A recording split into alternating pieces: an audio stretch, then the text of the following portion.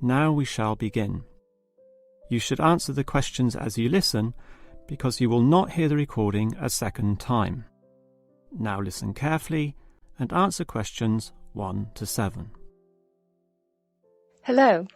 May I help you? Hello. Is this the right place for me to register to study foreign languages? Yes, it is. May I have your name, please?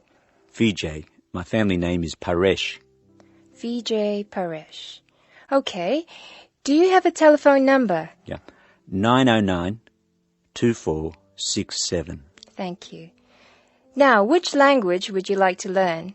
We offer French, Italian, Cantonese, Mandarin, Spanish, Portuguese. I'd like to learn Spanish, please. Okay. Our classes are conducted in lots of different places. We have classrooms in the city and here in this building. What's this building called? This is Building A.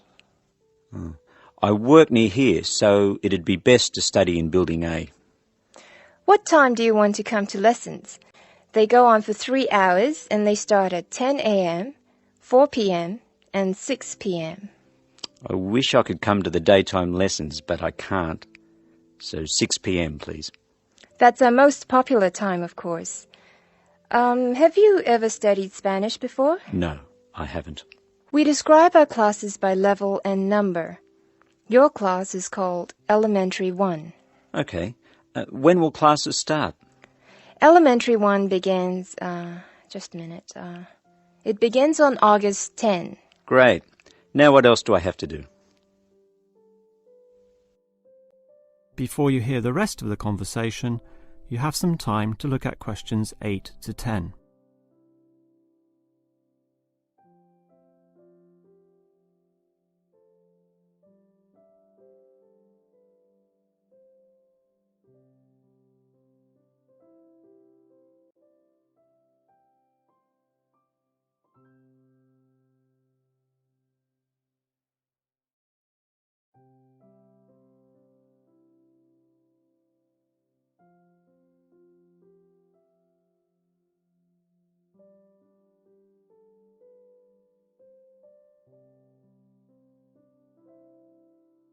Now listen and answer questions 8 to 10.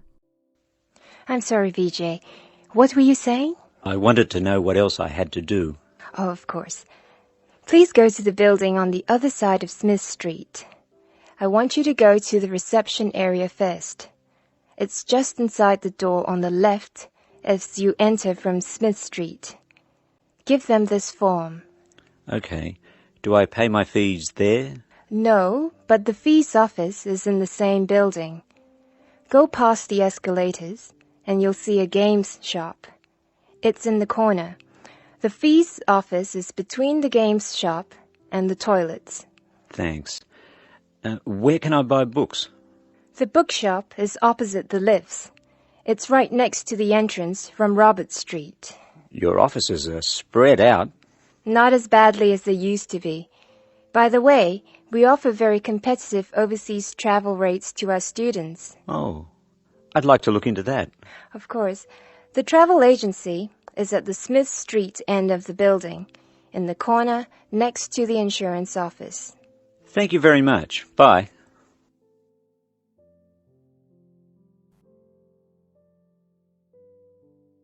That is the end of part 1. You now have half a minute to check your answers.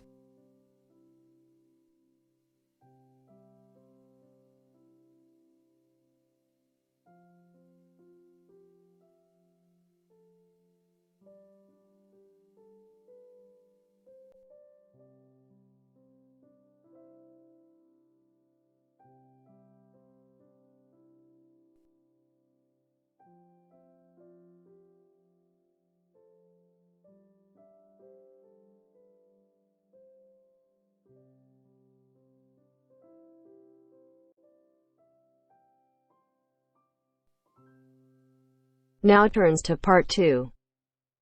Part 2. You will hear a conversation between an IELTS candidate and an IELTS administrator. First, you have some time to look at questions 11 to 15.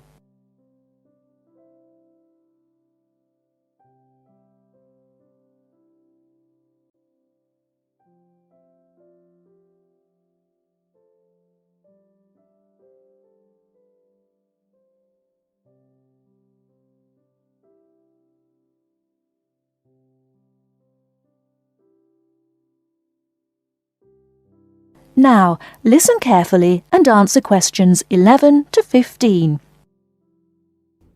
Good afternoon.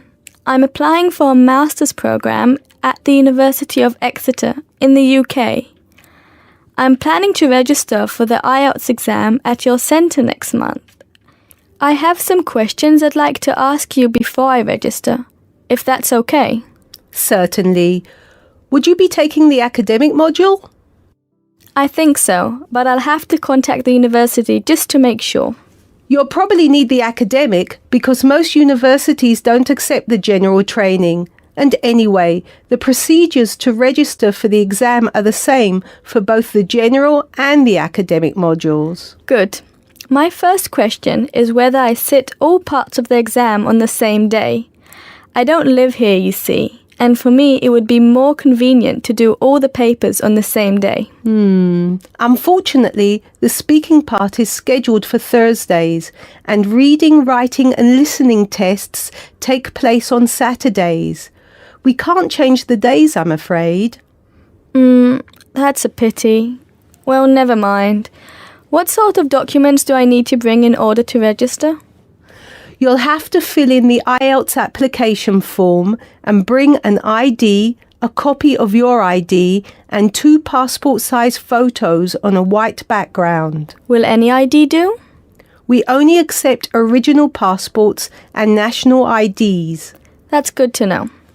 Did you say that reading, writing and listening are scheduled for Saturday? That's right. Will I get a break in between the papers?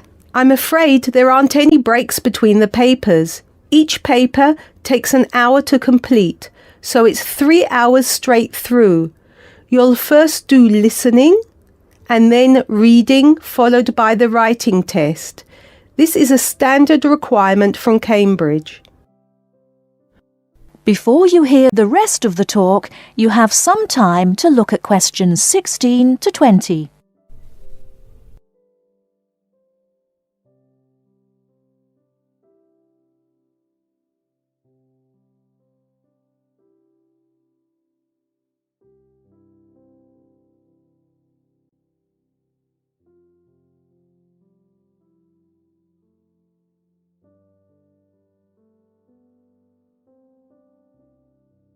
Now listen and answer questions 16 to 20. Okay, and how soon after the test can I pick up my results? It takes 13 calendar days for the results to be processed. Can you let me know how much it is and the form of payment? The examination fee is $200. You can pay by credit or debit card. We also accept checks. We only accept cash as a form of payment in exceptional circumstances.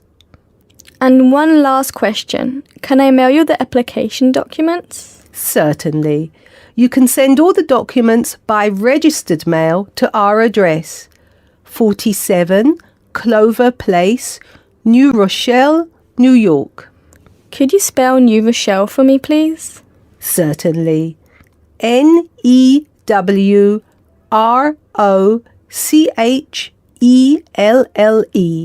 Could I have the zip code as well?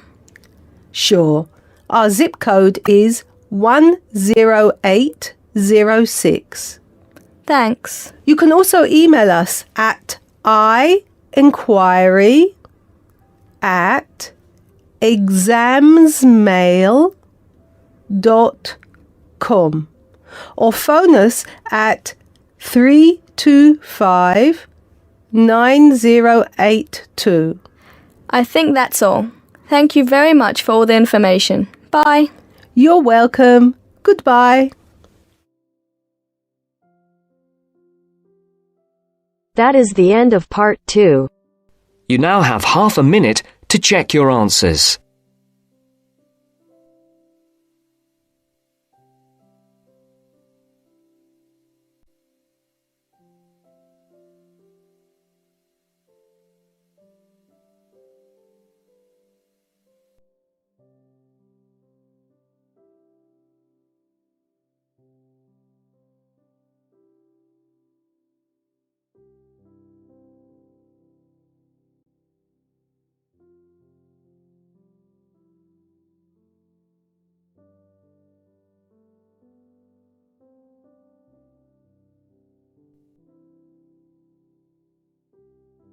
Now turns to part 3.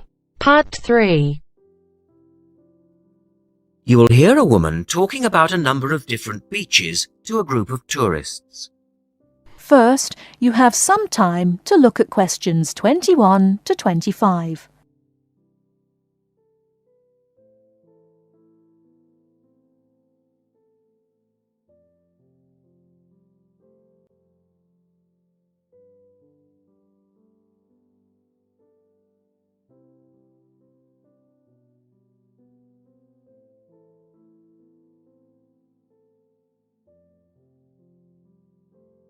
Now, listen carefully and answer questions 21 to 25. Right, let's move on to the beaches here, which are absolutely beautiful. You do have over 100 to choose from. They're mostly sandy beaches and they vary from the largest, which is 2.5 kilometres long, to tiny sandy coves. But there are a few that I'd really recommend you to visit. So, looking at this pamphlet, first of all, there's Bandella Beach. This beach is 1 kilometre away from the old fishing village of Bandella, which is a beautiful spot. If you park in the car park behind it, there's a small path which leads down to the bay. It's very pretty because the whole beach is backed by pine trees, so it's very sheltered. The beach itself is very clean and the water is shallow and safe. That, together with the soft sand, make it an ideal beach for children and non-swimmers. A little further round the coast, again to the east, in the eastern corner of the island, is the spectacular Da Polata Beach, which is basically a long inlet. The land around this beach is marshland. It's all marsh, and there's a stream which winds through it, and the stream goes into the sea. And the beach has lovely pale gold sand. Access to this beach is quite tricky, and not for the less energetic. You have to go down a long flight of steps, 190 to be exact. But you'll be relieved to know that there's also a road which winds down to a car parking area. When you're level with the sea, there is a handful of shops and bars, and you can hire some beds and umbrellas. Continuing round the island, just past the tip of Calne, is the next beach I'd suggest you visit, and this is San Get. Why? Because there isn't a beach longer than this on the island. If you want to know, it's exactly 2.5 kilometres long, and that's a bonus because it means it never gets overcrowded. It has golden sand and clear blue water shelving into the sea. Before you hear the rest of the talk, you have some time to look at questions 26 to 30.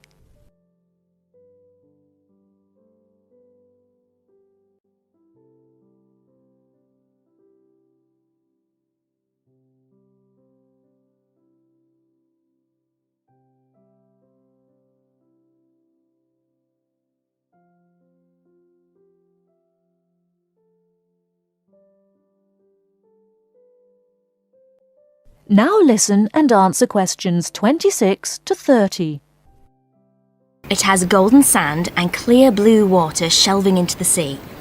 There are several beach restaurants to choose from, and water sports are available when the water is calm. But check first. This beach operates a flag system, as the sea can get rough, and you should always swim between the flags. There's a large car park which gives you easy access to the eastern end of the beach, but the western end is much quieter and more wild, as it is harder to reach. Blanaka is another popular beach, just in the northwest corner of the island. It has incredibly white sand and sparkling water. There is ample car parking here and plenty of bars and restaurants. Blanaka has white cliffs all around it, and for those of you who'd like a little more to do than just lazing on the beach, there are caves here which you can explore in the cliffs, and you can also dive into the water from rock platforms along the side of the cove. Well, my final recommendation for today is Disidor. Now, this beach isn't quite as easy to get to as the others I've talked about. It's quite a remote little beach, tucked away here next to Blanaka. You can reach Disidor by a steep slope, which goes over some sandbanks. The beach itself is small and pretty, with a reddish-coloured sand and some stony areas on its eastern side. Despite being quite small, the bathing is good, and you can also go fishing here from the rocks at either side.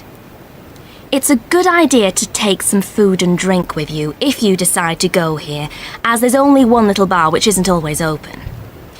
So, that should give you plenty of ideas to choose from over the next 2 weeks. And if you have any further questions... That is the end of part 3. You now have half a minute to check your answers.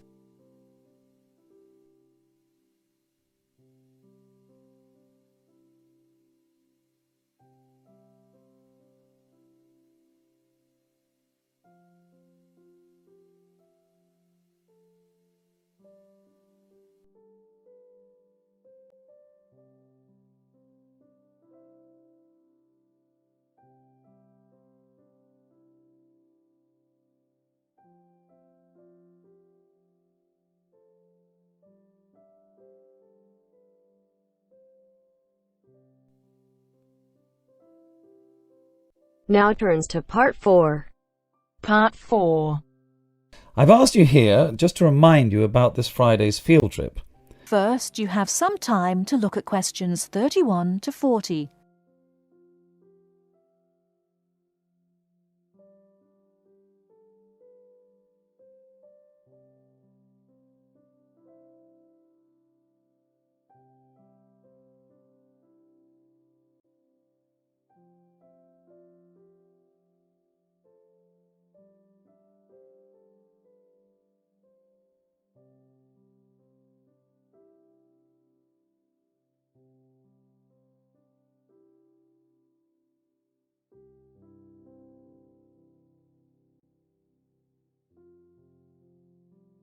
Now listen carefully and answer questions 31 to 40. OK, I'd like to keep this meeting as brief as possible, as I'm sure we all have things to do. I've asked you here just to remind you about this Friday's field trip. This is the first of many field trips you'll be going on, so there are a few rules I'd like to make clear now. Most importantly, I want you all to remember that simply because you are leaving the college does not mean that you are not studying. This is an essential part of your course and should be treated as such. There will be 2 assignments for you to complete whilst you are there, and some extension work you will be expected to do over the weekend, so I suggest you all pay attention on the day. Moving on, remember that we are going to a salt marsh and must dress appropriately. High-heeled shoes and t-shirts are not what I consider appropriate. You need good footwear, preferably boots, and you should bring a waterproof jacket as the weather is unpredictable. It would also be a good idea to bring a change of clothes. There is a chance you will get wet, and a 3-hour return journey in damp clothes is nobody's idea of fun. We will be on the marsh from about 10 o'clock to about 4, so you'll be given a light lunch. However, if you want to bring any snacks with you, then please feel free to do so, although we will be stopping for dinner on the way home. Now, this is the 4th time the college has been to Park Drive Saltmarsh, and so far we have never lost a student.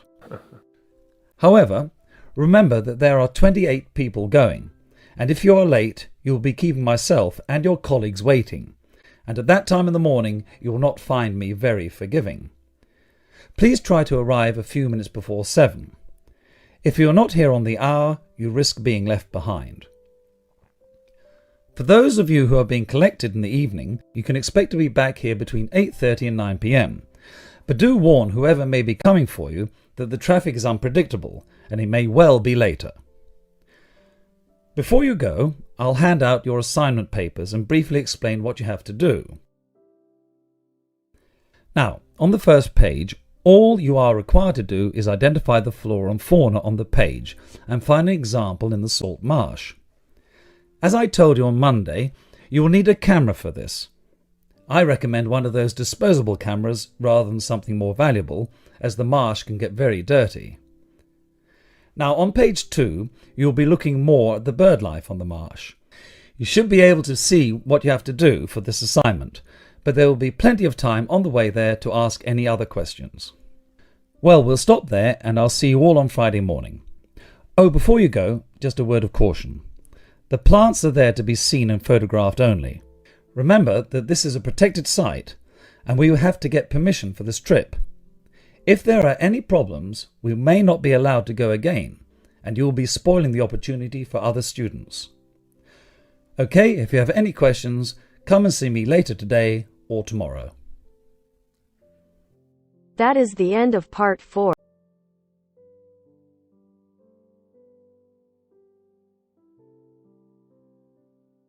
I'm here when you need my voice. I'm here when you need my voice. I'm here when you need my voice.